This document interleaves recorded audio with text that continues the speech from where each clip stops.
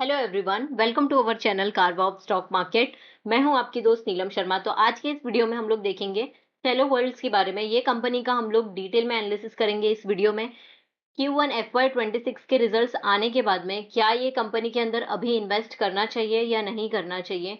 तो अगर आप इसका टेक्निकल चार्ट में देखोगे यहाँ पे, तो बहुत ज्यादा इसके अंदर करेक्शन आ चुका है और ये एक साइडवेज पे चल रहा है। तो आप देखोगे ये एक चैनल है, यहाँ पे इसका रेजिस्टेंस हुआ है और यहाँ पे इसका सपोर्ट भी था। तो इसी चैनल में अभी ये घूम रहा है और अभी इसने 530 का यहाँ पे लो बनाया था। तो 530 या 527 पे अगर आपको ये मिलता है तो क्या इसके अंदर एंट्री लेना चाहिए या नहीं लेना चाहिए। तो एंट्री लेने से पहले हमें पता रहना चाहिए कि कंपनी कैसी है, कंपनी का परफॉर्मेंस कैसा है, पास्ट परफॉर्मेंस। अगर पास्ट परफॉर्मेंस अच्छा नहीं है और कंटिन्यूअसली क्वार्टरली रिजल्ट्स इसके नेगेटिव में आ रहे हैं तो जरूर इसके अंदर और करेक्शन आ सकता है। तो जरूरी नहीं है कि ये यहीं पे आके रुक जाए। अगर नंबर खराब आ रहे हैं तो ये इसको क्रॉस करके भी यहाँ पे भी आ सकता है, 499 पे भी ये आ सकता है। तो क्वेश्चन ये है कि क्या अभी इसके अंदर एंट्री लेनी चाहिए या फिर हमें इसमें वेट करना चाहिए और करेक्शन आने का। तो उससे उसको जानने के लिए हम लोग अभी कंपनी का प्रेजेंटेशन रिपोर्ट देखेंगे, कंपनी को समझेंगे कि ये ग्रोथ दे पाएगी आगे चल के या नहीं देगी, वो देखेंगे। एंड देन हम लोग कंपनी के बारे में थोड़ा सा ओवरव्यू देखेंगे, कंपनी के प्रोडक्ट्स क्या है, फ्यूचर में कितना एक्सपांशन कर रही है, वो सारी चीजें। तो स्टार्ट करते हैं कंपनी के प्रेजेंटेशन रिपोर्ट से पहले। 19,500 प्लस इसके नंबर ऑफ SKUs है, 4,000 प्लस इसके डिस्ट्रीब्यूटर्स है, 1,50,000 प्लस रिटेलर्स के पास ये इनका प्रोडक्ट्स अवेलेबल है। 20.3% का one of the highest ROC इसने जनरेट किया है इन द इंडस्ट्री 2025 में। इनके पास 14 खुद की मैन्युफैक्चरिंग फैसिलिटी है। 77% का रिवेन्यू जनरेट हुआ है इन हाउस मैन्युफैक्चरिंग से Q1 FY26 में। 23.9% का एबिडा मार्जिन Q1 FY26 में इसने जनरेट किया है। 13.8% का प्रॉफिट आफ्टर टैक्स जनरेट हुआ है अब तक यहाँ पे देखेंगे तो Q1 FY26 में। इनका 6 डिकेड्स ऑफ एक्सपीरियंस है, यानी कि 60 साल का एक्सपीरियंस काफी अच्छा है। प्रमोटर्स के पास भी 80+ ईयर्स का कंबाइंड एक्सपीरियंस है। पैन इंडिया डिस्ट्रीब्यूशन नेटवर्क है इसका। इस कंपनी का स्ट्रेंथ क्या है, स्ट्रेंथ देख लेते हैं यहाँ पे। तो स्ट्रेंथ है, ये कंपनी बहुत ही अच्छा सक्सेस इसने लिया है क्योंकि ये बहुत बहुत पुरानी कंपनी है। Then well established brand name है सेलो, हम लोग को पता ही है। इसके बहुत सारे अपने वाटर बॉटल देखे हैं, फिर इसके राइटिंग पैड्स देखे हैं, बहुत सारे प्रोडक्ट्स है। यहाँ पे आप देख सकते हो डाइवर्सिफाइड प्रोडक्ट पोर्टफोलियो है। कंज्यूमर वेयर में इतने सारे प्रोडक्ट्स है। देन राइटिंग इंस्ट्रूमेंट में भी देखेंगे तो अलग अलग यहाँ पे इंस्ट्रूमेंट्स है। फिर moulded furniture and allied product में देखेंगे तो ये इनके प्रोडक्ट्स हैं। उसके बाद में पैन इंडिया डिस्ट्रीब्यूशन नेटवर्क है, बहुत ही अच्छा इसका प्रेजेंस अवेलेबल है। तो डिस्ट्रीब्यूशन चैनल देखेंगे तो जनरल ट्रेड से 76.3% का जनरल ट्रेड है। मॉडर्न ट्रेड यहाँ पे 5.7 का है। देन एक्सपोर्ट 8.4 का है। ऑनलाइन 9.6% का है। फिर फोर्थ इसका स्ट्रेंथ है ability to manufacture a diverse range of product. तो कंपनी के पास बहुत ही अच्छी मैन्युफैक्चरिंग यूनिट है, 14 मैन्युफैक्चरिंग फैसिलिटीज हैं। 77% of FY25 revenue derive from in house manufacturing, मतलब ये सारा मैन्युफैक्चरिंग इन हाउस करते हैं। Then leading to better control over supply chain, तो इनके ये सप्लाई चेन का यहाँ पे सारी चीजें दी गई है। इन हाउस मैन्युफैक्चरिंग के बेनिफिट्स क्या है वो सारी चीजें दी गई है। देन बोर्ड ऑफ डायरेक्टर्स जो है फ्रॉम, यहाँ पे आप देखोगे promoter have over 85 years of combined experience in the consumer product industry. तो जितने भी यहाँ पे डायरेक्टर्स है बहुत ही अच्छा एक्सपीरियंस है उनको। एक्सपीरियंस मैनेजमेंट टीम है कंपनी के पास जिससे कंपनी आगे चल के अच्छा ग्रो कर सकती है। ग्रोथ ड्राइवर्स देखेंगे इसका तो innovation, distribution, marketing, capacity expansion, सारी चीजें इनके पास अवेलेबल है। तो profit and loss statement, consolidated profit and loss in crores में है। Q1 FY26 के नंबर है और ये Q1 FY25 का नंबर है। ये परसेंटेज है और ये फुल FY25 का नंबर है। तो रिवेन्यू फ्रॉम ऑपरेशन 6% से इंक्रीज हुआ है। ग्रॉस प्रॉफिट मार्जिन 6% का है, ये भी अच्छा है। लेकिन एबिटडा मार्जिन है ये बहुत ही ज़्यादा कम हो गया है, -6% का है। एबिट मार्जिन 11% से डाउन हुआ है। प्रॉफिट बिफोर टैक्स 11% से डाउन हुआ है। प्रॉफिट आफ्टर टैक्स यहाँ पे 10% का है। देन प्रॉफिट आफ्टर टैक्स -12% का है। तो ये कंपनी का जो नंबर आया है वो बहुत ही ज़्यादा खराब आया है। हिस्टोरिकल फाइनेंशियल्स देख लेंगे। परफॉर्मेंस ओवर ईयर्स में है। रिवेन्यू फ्रॉम ऑपरेशन 16% से इंक्रीज हुआ है FY22 से लेके FY25 तक का। ये भी बहुत ही अच्छा परसेंटेज है, बहुत खराब नहीं बोलूंगी मैं, लेकिन एक अच्छा डिसेंट परसेंटेज है। ग्रॉस प्रॉफिट देखेंगे FY22 से लेके 25 तक तो 18% से इंक्रीज हुआ है, तो ये भी काफी अच्छा है। एबिटडा 17% से इंक्रीज हुआ है CAGR से FY22 से लेके FY25 तक का। प्रॉफिट आफ्टर टैक्स 19% का है, तो ये भी काफी अच्छा है। रिटर्न ऑन इक्विटी देख सकते हो आप, रिटर्न ऑन इक्विटी इसका कंटिन्यूसली कम होते जा रहा है। ये एक बहुत ही नेगेटिव पॉइंट है कंपनी के लिए।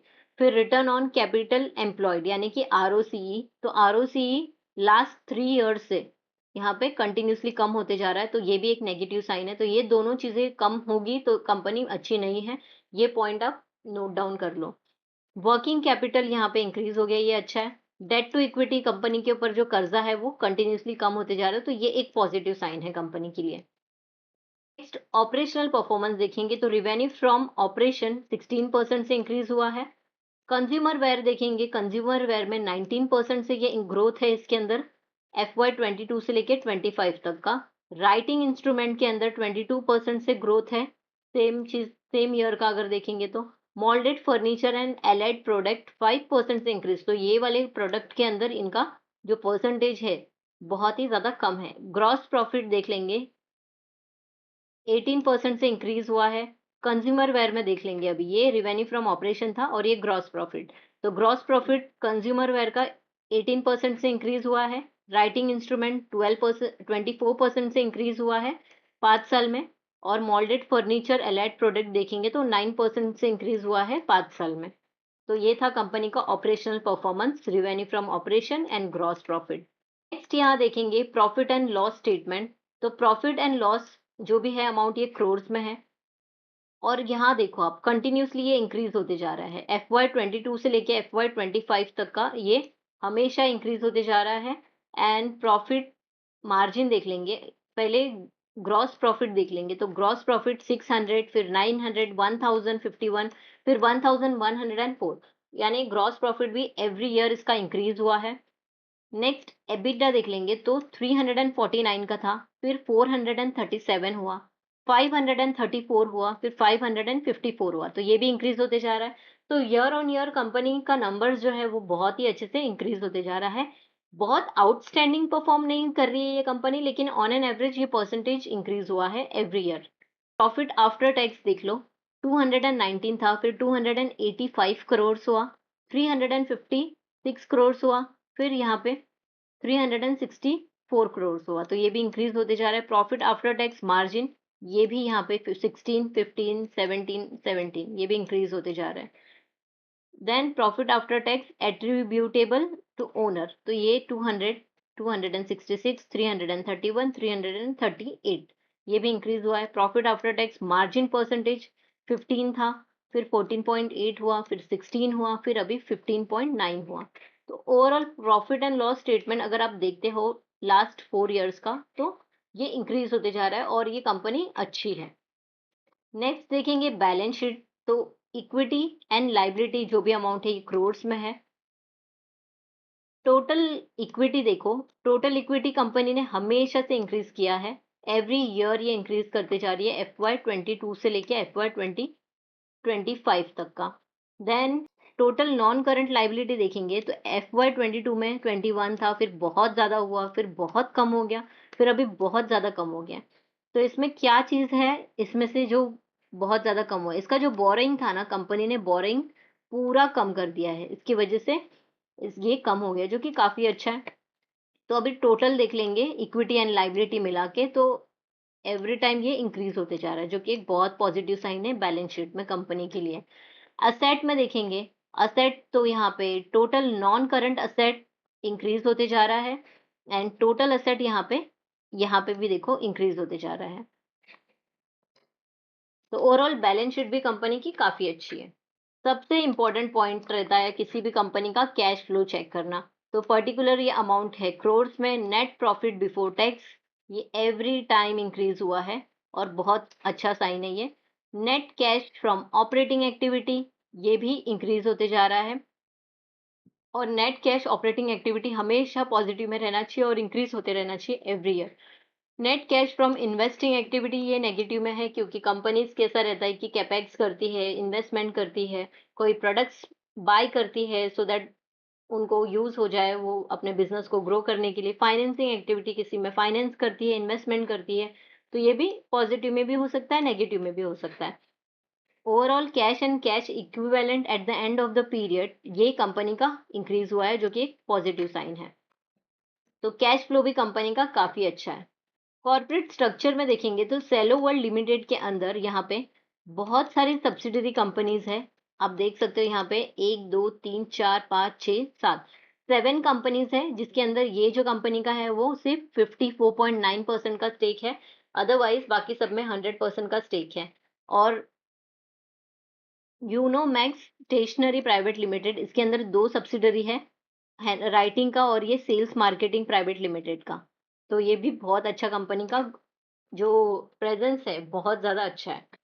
नेक्स्ट देखेंगे यहाँ पे मार्केट कैप, तो ये स्मॉल कैप कंपनी है। 11,919 करोड़ का इसका मार्केट कैप है। स्टॉक का पी है 36, इंडस्ट्री पी है 43।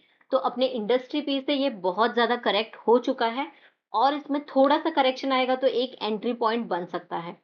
लेकिन कंपनी के Q1 FY26 के रिजल्ट्स बहुत खराब आए हैं, तो क्या इसके अंदर इन्वेस्ट करना चाहिए या नहीं करना चाहिए, वो हम लोगों को थोड़ा सा क्वेश्चन होगा कि क्या इसमें एंट्री ले या फिर वेट करे। तो आप खुद सोचिए कि कंपनी के कितने क्वार्टर के रिजल्ट्स खराब आए हैं और आपको क्या लगता है कि ये जो प्रोडक्ट्स बनाती है ये आगे चल के ग्रो होगा या नहीं होगा। अगर आपको लगता है कि सेलो वर्ल्ड के प्रोडक्ट्स आपको दिख रहे हैं और सेल हो रहा है उसका, तो डेफिनेटली ये कंपनी आपको अच्छा रिटर्न्स बना के दे सकती है। तो प्रॉब्लम ये नहीं है कि इसमें बाय करना चाहिए या नहीं करना चाहिए। क्वेश्चन ये है कि कौन से लेवल पे बाय करना चाहिए। अभी जो ये बहुत ही अच्छे एक कंसोलिडेट हो रहा है और एक सपोर्ट पे इसका प्रेजेंस अवेलेबल है, तो क्या अभी ये सपोर्ट पे लेना चाहिए या फिर वेट करना चाहिए। मुझे ऐसा लगता है कि इस सपोर्ट पे भी लेना चाहिए एंड वेट भी करना चाहिए, वो हम लोग टेक्निकल में दोबारा देखेंगे। बुक वैल्यू है 98.1 का। आरओसी इसका बहुत अच्छा है, लेकिन ये एवरी टाइम कम होते जा रहा है। आरओई इसका 20.4 का है, तो ये भी अच्छा है। फेस वैल्यू 5 है। इंडस्ट्री पी से ये बहुत ज्यादा सस्ते पे है, ये हमने देख लिया। प्राइस टू बुक वैल्यू 5.50 का है। करंट रेशियो बहुत इसका हाई है, 6.58 का, जो कि बहुत ज्यादा पॉजिटिव साइन नहीं है। क्विक रेशियो 4.07 का है, ये भी अच्छा है। एफआई ने इसके अंदर सेल किया है 1.13% का, इसके लिए बहुत ज्यादा इसमें करेक्शन आया है। एवी एबिटडा 21.7 का है, ये अच्छा है। प्लेज परसेंटेज नहीं है, कोई भी कर्जा नहीं है कंपनी के पास। डिविडेंड भी ये हमेशा पे करते आ रही है। यहाँ से आप देख सकते हो एफ सितंबर 2024 से लेके अभी तक ये हमेशा यहाँ पे डाउन ट्रेंड में ही चल रहा है और अभी ये सपोर्ट पे आ चुका है। पेयर कंपैरिजन में देखेंगे तो नंबर 1 पे है ये मार्केट कैप के हिसाब से। उसके बाद में हॉकिंस, बोरोसिल, ये सारी कंपनीज आती है। तो मुझे ये company one of the best company लगती है अभी के लिए, क्योंकि अभी इसने रिटर्न्स बना के नहीं दिए, लेकिन फ्यूचर में जरूर ये रिटर्न बना के दे सकती है। ये शेयर होल्डिंग पैटर्न, तो प्रमोटर का जो होल्डिंग है 75% का है। तो प्रमोटर होल्डिंग में आप देखोगे कोई भी चेंजेस नहीं है लास्ट 4 क्वार्टर से। 75% बहुत अच्छा परसेंटेज होता है। एफआई ने इसके अंदर प्रॉफिट बुकिंग की है, लेकिन यहाँ पे आप देखोगे 7.70 था, फिर कम किया। तो एफआई एवरी क्वार्टर इसमें सेल कर रहे हैं।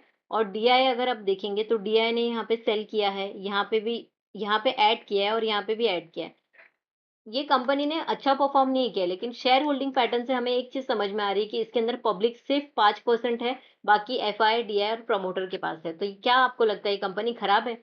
मुझे लगता है ये कंपनी खराब नहीं है और फंडामेंटली स्ट्रांग भी नहीं है बहुत ज्यादा, लेकिन ये ईयर ऑन ईयर इसने परफॉर्मेंस हमेशा से अच्छा दिया है और आगे चल के भी ये अच्छा परफॉर्म कर सकती है। तो इसके अंदर अगर आपको ऐड करना है तो हम टेक्निकल में देखेंगे सबसे पहले डिस्क्लेमर देना चाहूंगी, वीडियो सिर्फ और सिर्फ एजुकेशनल पर्पज के लिए है, कोई भी मेरा रिकमेंडेशन इसको मत समझिएगा।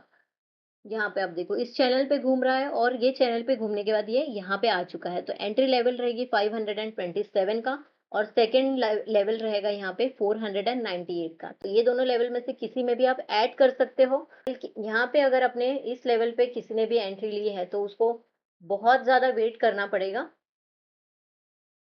क्योंकि यहाँ पे वो तुरंत नहीं जाएगा, इसमें और करेक्शन आ सकता है फ्यूचर में जाके। इसका जब नेक्स्ट क्वार्टर का रिजल्ट आएगा तब समझेगा कि कंपनी रिकवर कर रही है या नहीं कर रही है।